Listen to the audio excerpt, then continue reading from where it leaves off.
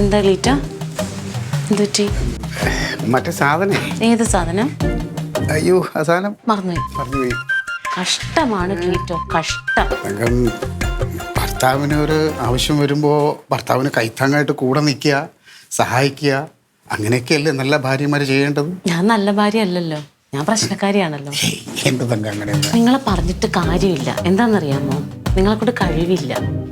നിങ്ങളുടെ മക്കളില്ലേ, അതുങ്ങളുടെ അടുത്ത് നോക്കിയാലുണ്ടാവും 10,000-3000 രൂപ. ഇപ്പോൾ പിള്ളേരേല് 3000 ഉണ്ടോ? വിഷു കൈനീട്ടം കിട്ടിയത്. ഇന്നത്തെ കാള എനിക്കൊരു നയ പൈസ തന്നില്ലല്ലോ. എന്ത് ക്ലീറ്റോ, നിങ്ങളെക്കാളും ഇളയ ചെറുക്കനാണത്. പൈസ കൊടുക്കണതിലേ അങ്ങനെ ഇളയത് മൂത്തൊന്നും ഇല്ല. ഉള്ളവൻ ഇല്ലാത്തവന് കൊടുക്കണമെന്നാണ് കർത്താവ് പറഞ്ഞിട്ടുള്ളത്. നിങ്ങളുടെ കയ്യിൽ ഒരിക്കലും ഉണ്ടാവൂലല്ലോ.